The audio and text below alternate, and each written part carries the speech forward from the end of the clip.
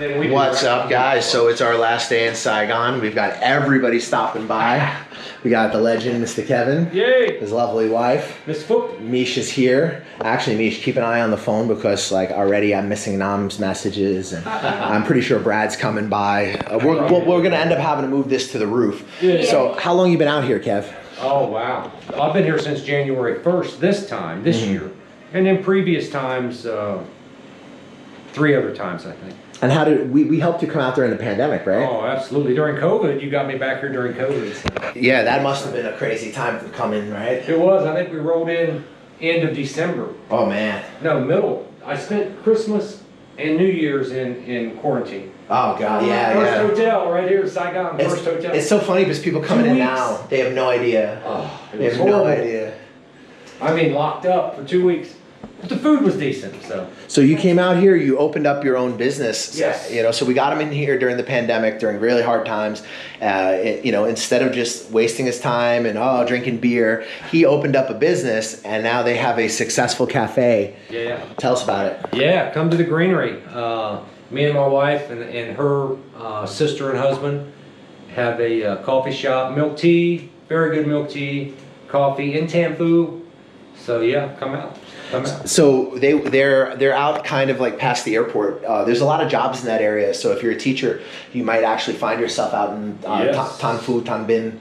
The whole area is very dense, very local, very interesting place to live. A ton of work out there if you And want to teach. you're not living in District 1. You're living in Vietnam, big time. Yes. Like you're in real Vietnam. It does not resemble District 1. No, no. But that's why I like it. I love it out there. I call it the suburbs. We live out in the suburbs. In the suburbs, Yeah. the high density, crowded, urban, can't breathe the air at 5 o'clock suburbs. Yeah. But it's crazy, but we like it.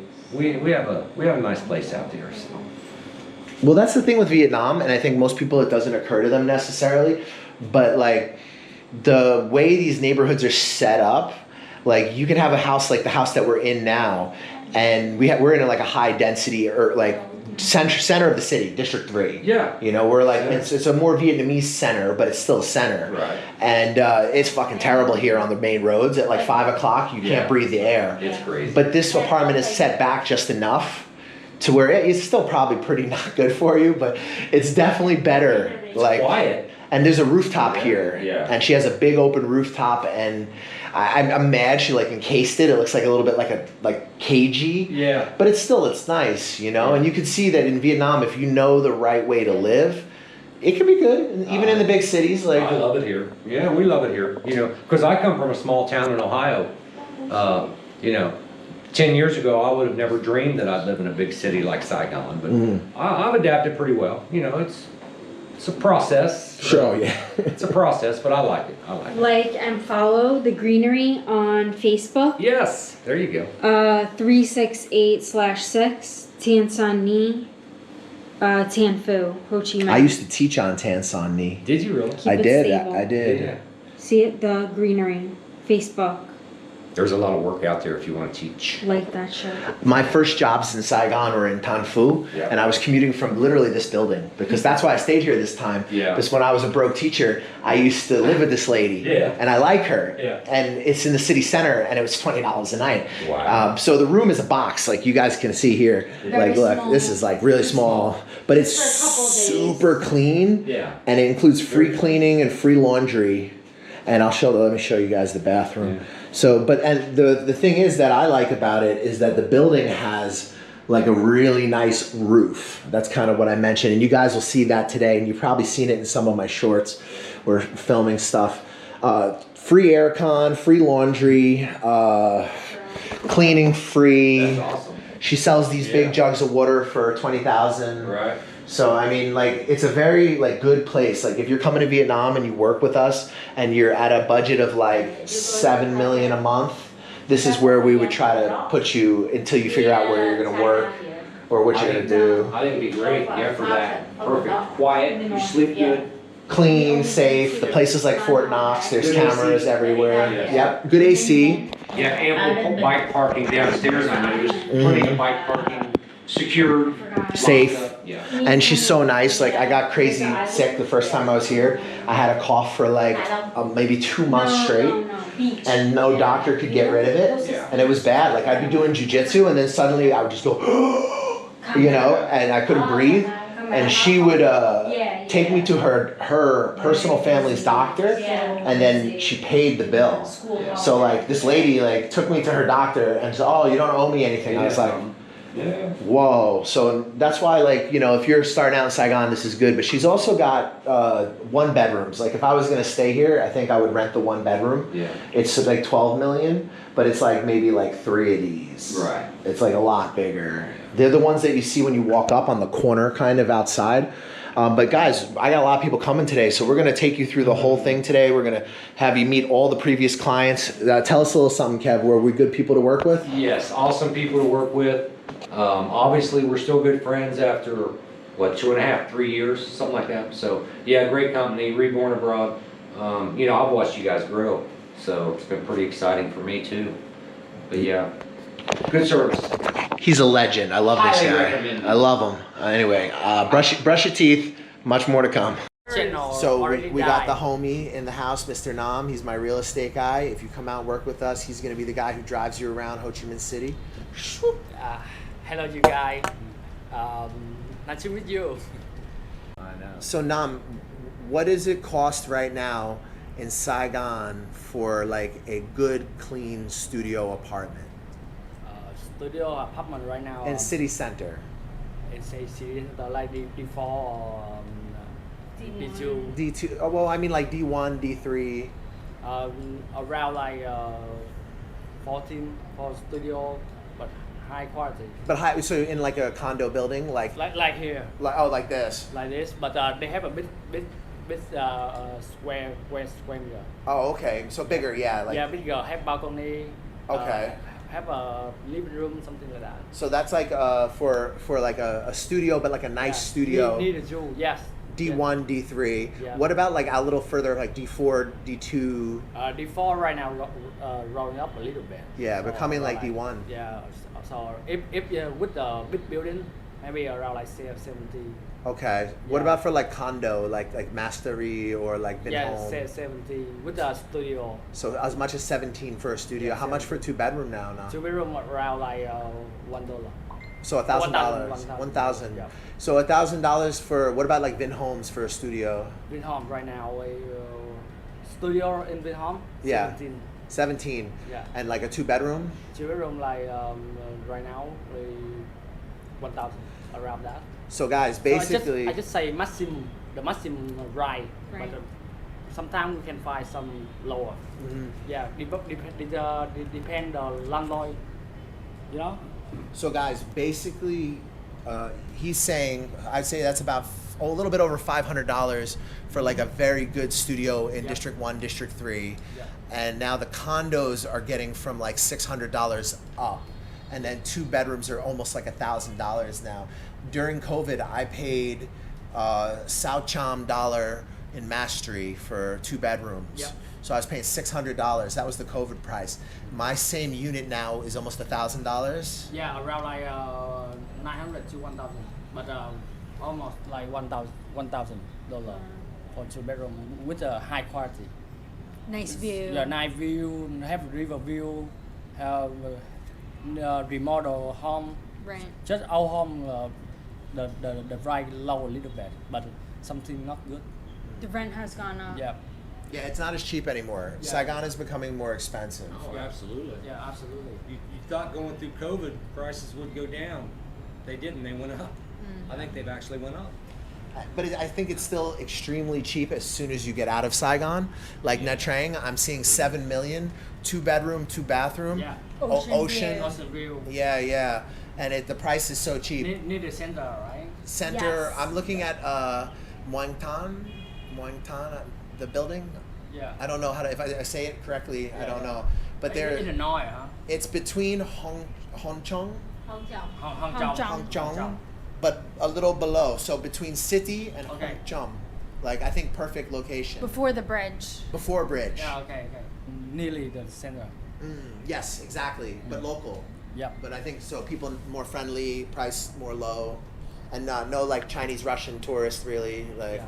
Because parts of Nha Trang, guys, is like little Moscow. And I like Russian people, but anytime that you have a large group of tourists coming into a place, the Vietnamese people are less friendly. You know, it's more about money. Whereas when you go to like a local neighborhood, it's more friendly.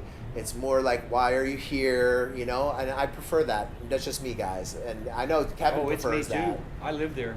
He lives in Tan Phu. That's why we live in Tan Phu, because Yeah. it's very laid back. It's very food everywhere, coffee, tea, cheap. Cheap, yeah, Yes. Local people. Yeah, local everyone. We love it. Yeah. Yeah, I'm the same. I don't really like the tourist areas here. I think the energy is really different. Yeah. You know, and I think unfortunately that's what tourists see Yeah. is they'll come to Saigon and they'll see Pham Nu Lao or Boi Vien and they're like, Wow. you know, it's crazy, Yeah. but it's not really like Saigon is a really cool city, but you got to be here for some time to see the cool stuff, you Yeah. know. Yo, what's up with it, Sunny. Youths and Youngins? I'm here with my man from Canada, Big D. What's up, guys? Last time you might have seen Big D, I don't know if this video will even be out by this time, but we were getting fucking hella high in Bangkok. You know how it goes. Motherfuckers gotta stay blazed. I got my man Brad over here. He is from the Great Western Expanses. And we got some lunch because I have not stopped, guys. I've been seeing people all day long. Like, I woke up this morning, I didn't even eat yet. I was doing kettlebells, and already Kevin was here. Kevin and they had to Then go. Nam, and now I'm chilling with Brad. I'm chilling with you, and there's a possibility Drell will stop by. Jow's coming. I'm sure. Would you check with Will or any of them and see if they want to stop by? Yes. I'll give you my phone.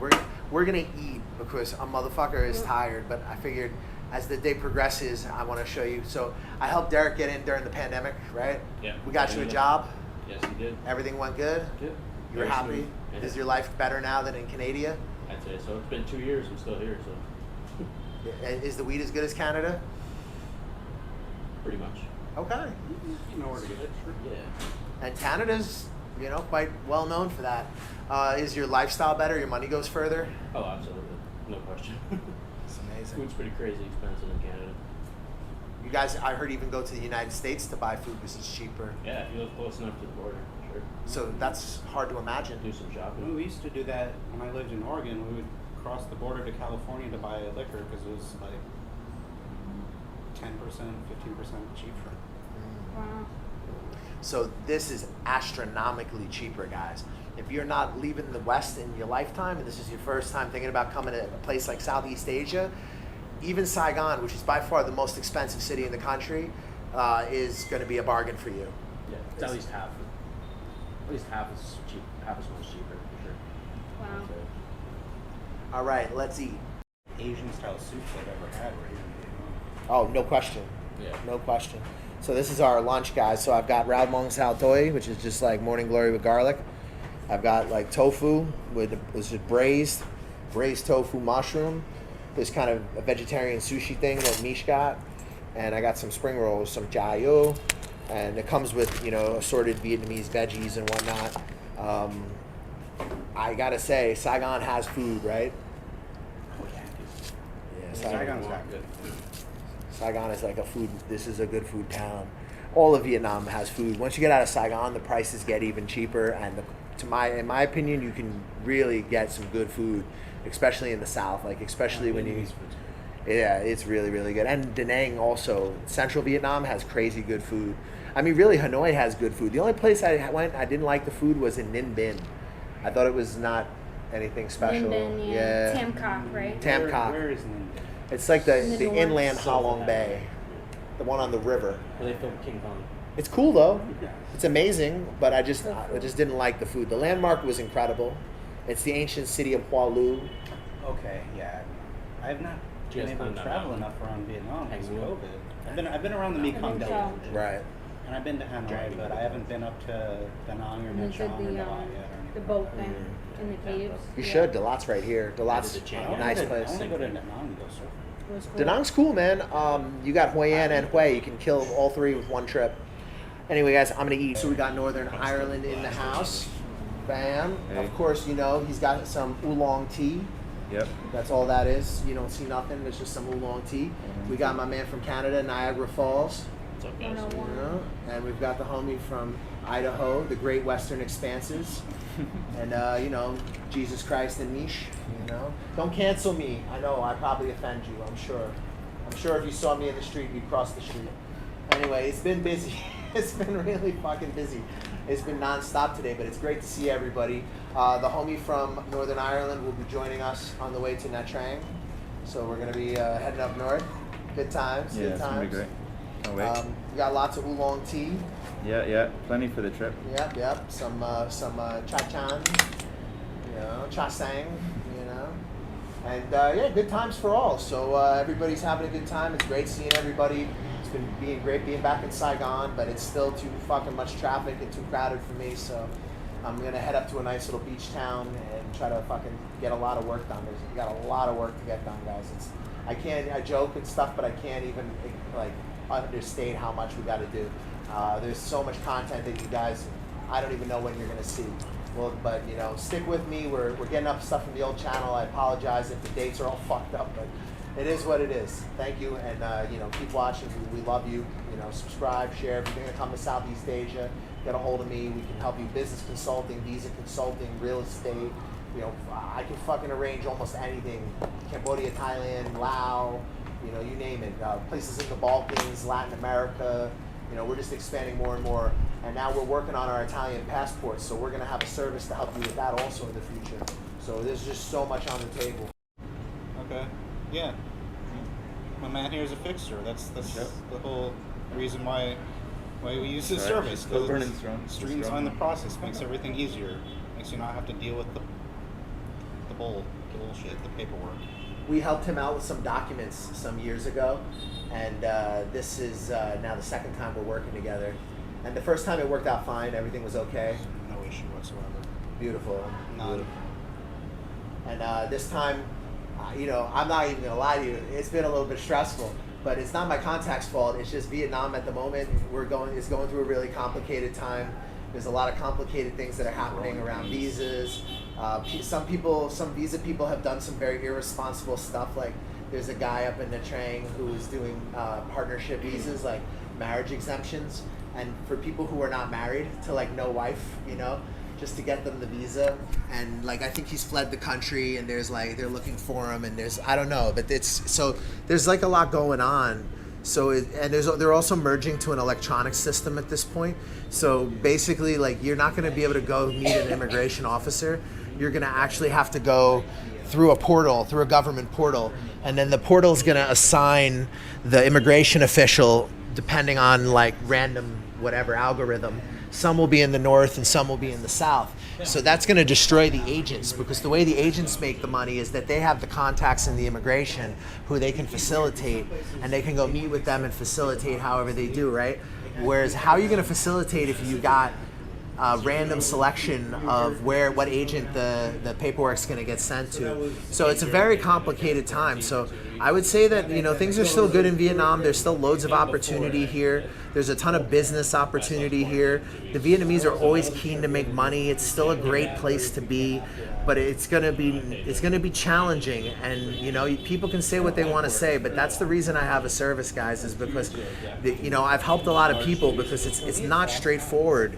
It's not, you know, and it's always changing, and the rules are always changing, and you want to try to stay on the right side of whatever is the right thing to do at the time. And that's where our relationships are good, because all our relationships are Vietnamese locals or people who have lived out here and done business out here for like very, very long time, you know.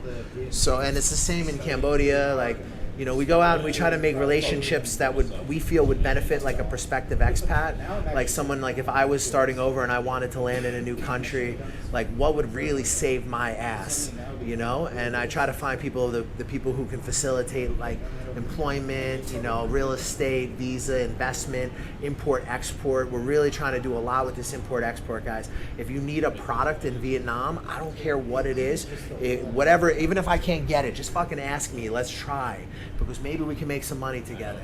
So if you're out there, you have an idea, you think we can source something in Vietnam, please get a hold of me, because maybe we can. Like pissy. Yo, so we got Northern California in the house. Yo. Big Drell. We got Bay Area. everybody represented from all the English speaker countries, the speakers of the Englishes. 101, son. So I got my start speaker in the Englishes to the youngsters in the schools with the Englishes.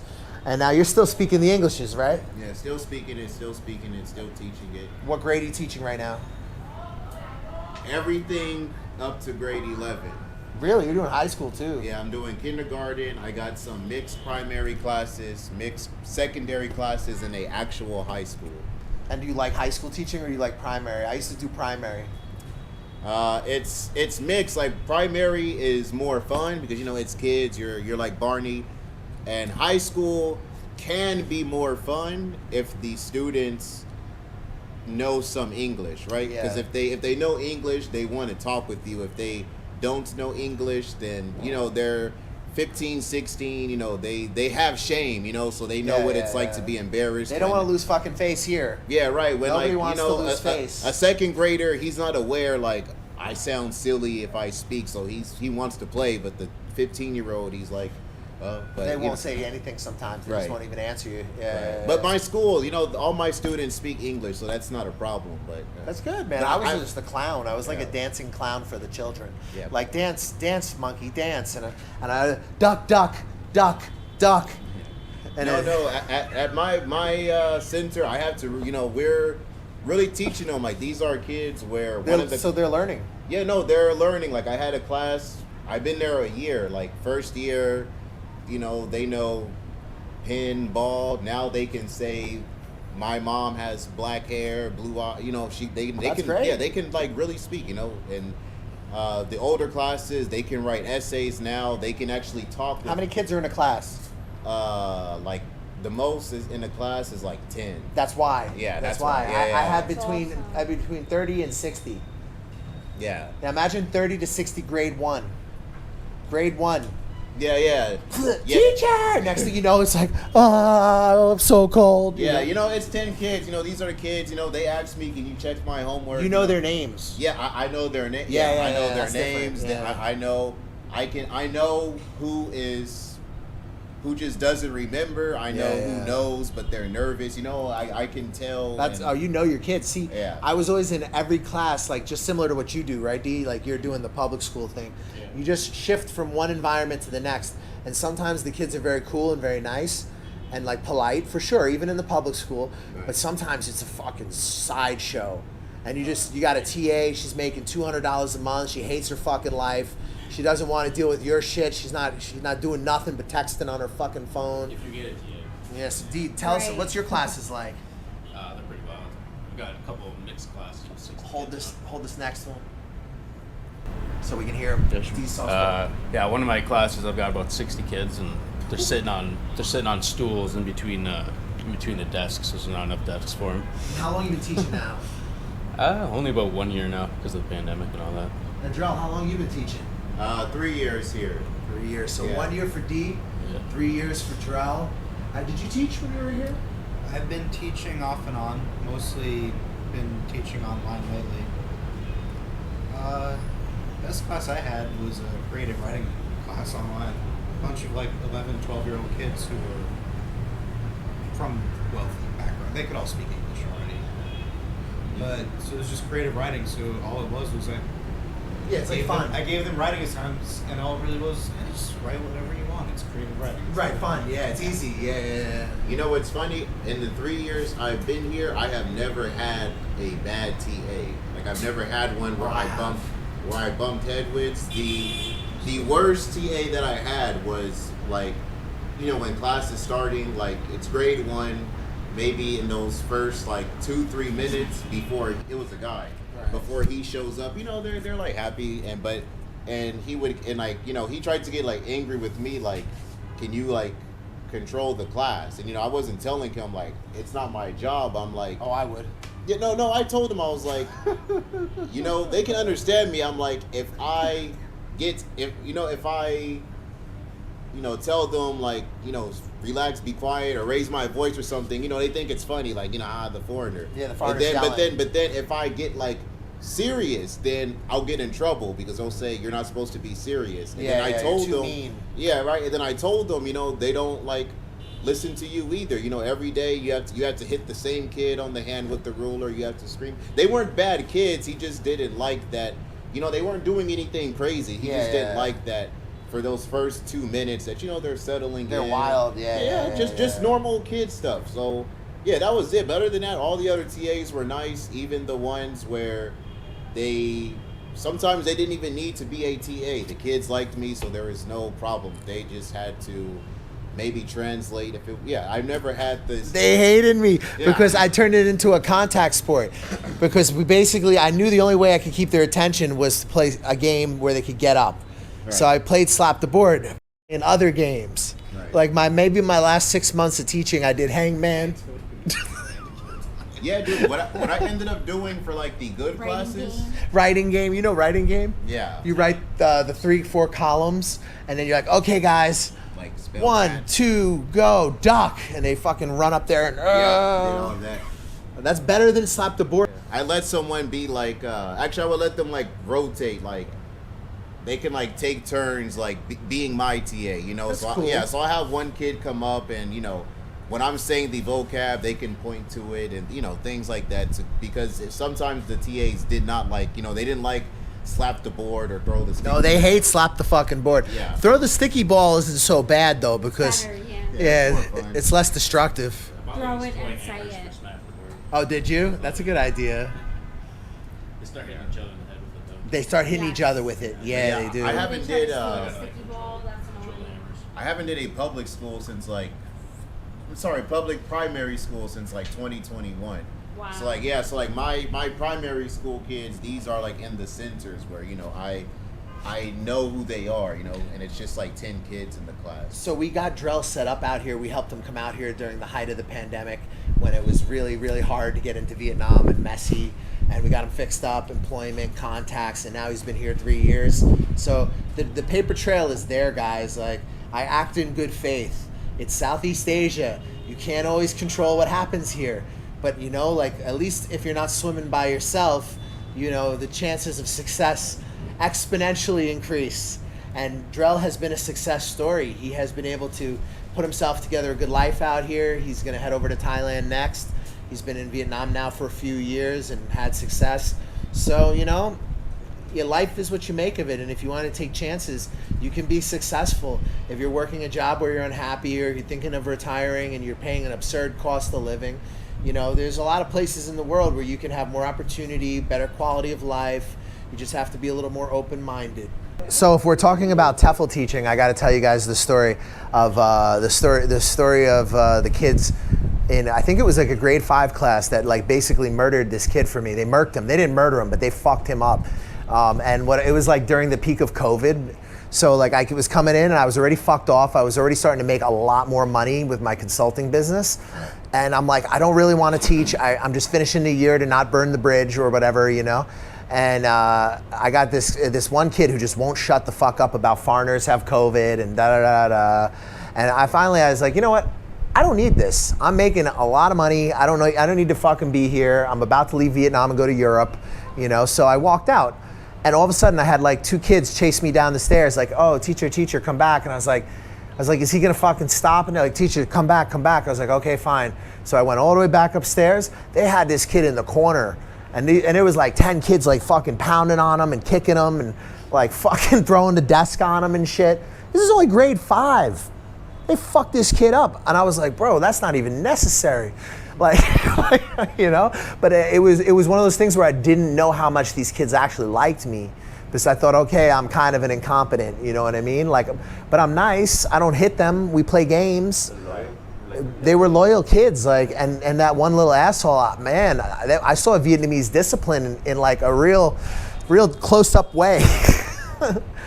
That was a profound story for me. But like, I had some kids where the classes, like, the kids were very good, like they loved you. They're like really, really good people, and you could say like, wow, if these kids are the future of Vietnam, then I'm optimistic for them, you know. And then I've had other ones where I'm like, what the fuck, like, what did I just do? Like, I worked at a school for a while that looked like an apartment building. It looked like this building, but each floor, they would load like 50 kids into a room, so the teacher would have to come in first, you would have to go into the classroom and there was a trap door behind you. And then they would load the kids in. But once they loaded the kids in, you couldn't go back through. So you had to go through the trap door and down the fucking stairwell. So that you know, that was a school. That was a school. So, you know, guys, don't listen to these TEFL courses, these motherfuckers charging you $3,000 for a TEFL. Oh, we're gonna give you this real life experience. Just, you got a degree, you got documents, even if you don't, but it's better if you do. You can come out here and you can have like a really decent job. You gotta be careful who you work for, but you can have a good life and you're gonna have probably work a lot less than you would in the West, but it is crazy. So don't let motherfuckers be telling you that you're gonna teach it in like a developed country. It's not like that. It's gonna be like a little bit of a circus, but I think it's better than working at McDonald's. Brush your teeth. You know, one of the classes was like, I guess like normal. You know what I mean? Like you had like 2 kids who couldn't speak English. You had like the confident kids, the I don't care, but if you ask me to do the task, I'll do it. You know what I mean? All that good stuff. Yeah, those are not too bad. Yeah, it was just a normal class. Not too bad. But their TA, I mean not their TA, the teacher for that class, the local one. I wouldn't say that she didn't like me, but she was one of those, like, you know, she was trying to like snipe me, you know, get me out of there. So like there was a time where I was confused about what to write in that teacher book. So I wrote the wrong thing, and then like, you know, I get a message from my company. They're panicking, you know, they're acting like I did some terrible shit, you know, and I was like, you know, I made the mistake. All you gotta do is just, you know, it's I never did it. Yeah, it's not that they told me, hey, you made the mistake. It's like it's the amount. No, they're of just panic. looking for something to pick on you for. Yeah, That's all and it then was. there was a time where like, okay, when I did this, I knew like maybe this isn't the best idea, but like I was like rushing out of class, and when I wrote in that book, I used like a red pen, and then like the got mad over the color of the pen. I got the message, and dude, they were acting like I showed porn to the students, like they were, and then, you know, and so I was just like, oh, you know, I was like, if it's a problem, can I just go trace over it with red or blue? And they were like, no, the school admins have it, and they'll decide what to do, because they didn't like him. Yeah, because like what they said that like the local teacher for that class can get penalized for it, and I said, dude, I can just trace over it. They were like, they had to take the book and like have a, you know, like a court meeting to figure it out, and it's like, you know, it's not. Yeah, you know, and so it was just, and then there is another time. So you're not, no matter how bad the class is, you always have to give them the, you know, like this perfect behavior score. So one time you can't fail them. No, it wasn't like academic. It was just telling like today, you know, today the class was good, today the class was shit. And I wrote that the class wasn't good, and they were like, you can't do that. Yeah, because they were saying that they'll stop paying. Yeah, no, they said that the local teacher will get like they were saying they will get like a salary penalty, and maybe they will I don't know what maybe it was like something lost in translation. They were saying that they will like lose respect or ranking. Lose face, probably yeah, lose face. And so, dude, it was just like so many things. And then the teaching part of it was, so, like I said, I had grades 6 through 10 at that school. Grade 6, 1 grade 9 class and 1 grade 8 class, they were like teachable. Right. And then you get to grade 10 and nobody knows English, nobody cares about English, and so, and the thing is, the school and the curriculum provider, they're like aware of this, right? When I'm complaining to them and the other teachers are complaining, they're aware of it, you know, so they know it's not just the they've sat in the classes, they know everything. But I told them, I was like, I can't teach the class because what you want me to teach them, they don't know. If I can't ask them, what's your favorite movie and why, and their answer is, my favorite movie is SpongeBob. You know, they don't know the difference between movie and TV show. And why do you like SpongeBob? Because funny.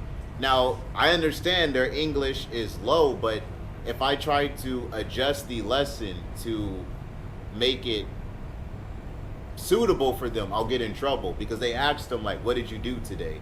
And sometimes it's impossible to teach what the school wants because they don't have that level of English.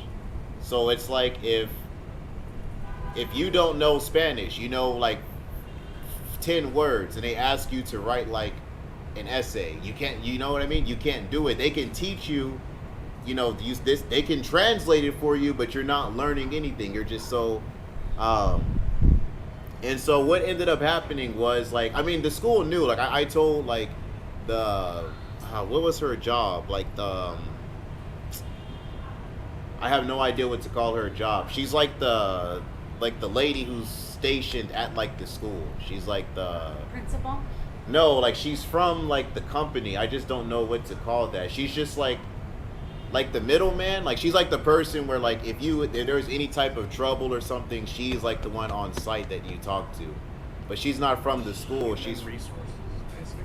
yeah. I guess that's the Yeah. human resources would company. be For yeah, the but not company. yeah. So she knows, right? She sat in the class. She knows. Like I told her straight up, I can't teach.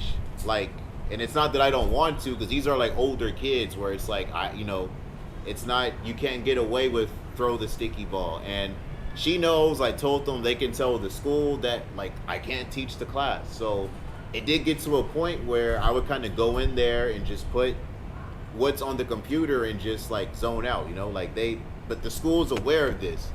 And yeah, so it got to the point where like I get like a message, they're like, yeah, the school like wants you gone. And I was like, okay. I was like, fine. But then they were saying like the students are saying that they aren't learning and they feel discouraged and blah, you know.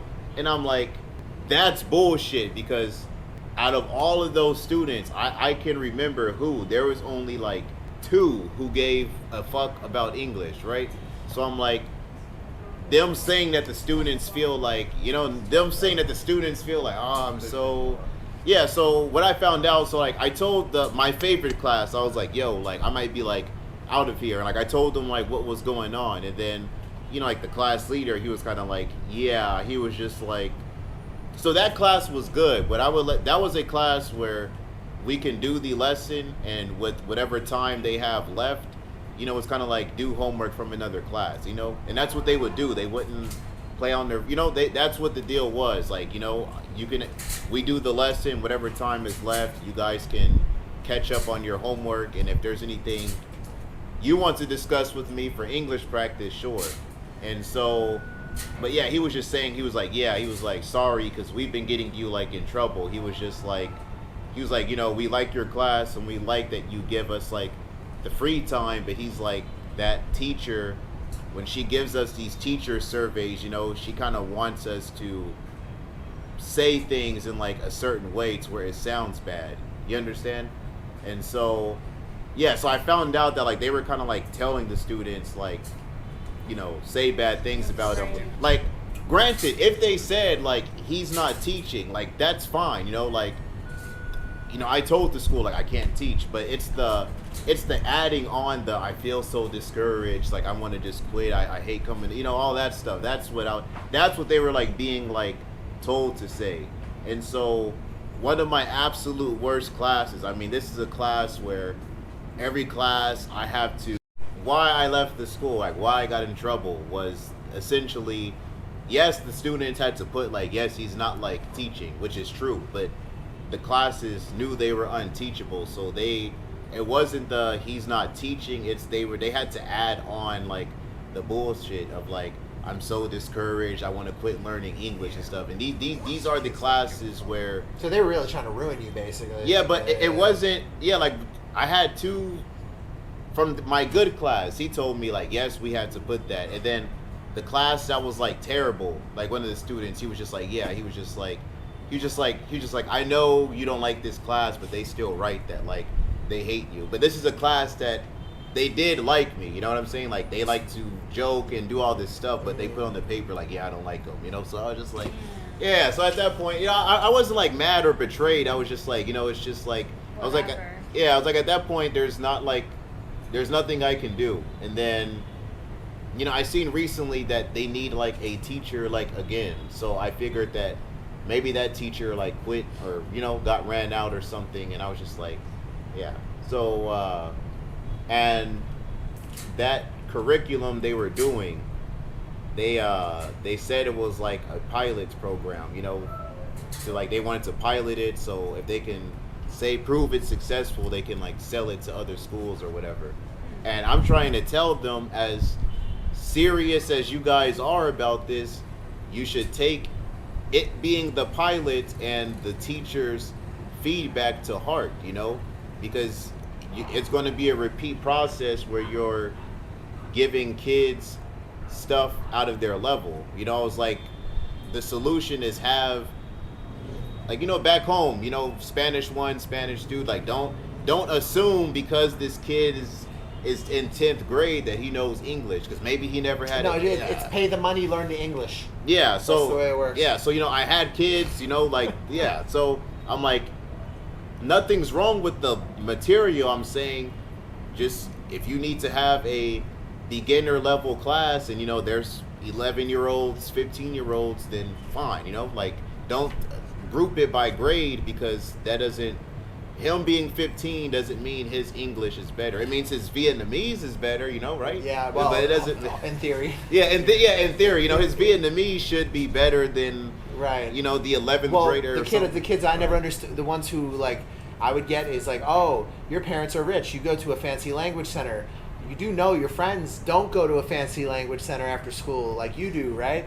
Because the kids, they would always act like they're better than them, like, oh, they're savages, teacher. And I would be like, why? Because their parents can't afford to send them to VUS? Like, they're not savages, they just don't speak English. Yeah. Like, you're lucky, your parents have money, like, you're a fortunate person who gets to go to a language center, But you don't have that much money, or you'd be in international school, you little fuck. Anyway, guys, subscribe, share. We gotta eat dinner, gotta go to bed. Tomorrow we're heading up north. Brush yo teeth. Brush your face and wash your teeth, son. Hey, what's up? I'm D from Canada. Hook up with the New York Nomad if you want a smooth ride into Vietnam or any Southeast Asian countries. Hey, my name is Aaron. Get in contact with the New York Nomads. If you want to get into Vietnam, hit them up. They'll get you in securely and professionally. Yo, this is Uncle Hollywood. I'm telling you right now, the New York Nomad got me a job. He's legit. Hit him up. Check him out. New York Nomad set me up in Vietnam. Yo, my man got me a job. Come to Vietnam. Hey, what's up, guys? You thinking about coming to Vietnam? You're not sure where to start. You've heard a lot of things online. You don't know what's true. You don't know what's not. We offer a consulting service where we help you get on your feet in Vietnam. We give you advice on negotiating contracts with employers. We help you with real estate agents, visa agents that are reliable and that you can trust. We help you get started in this amazing country and get on your feet. We help you get into different opportunities that might be more difficult for you if you were just landing in the country on your own.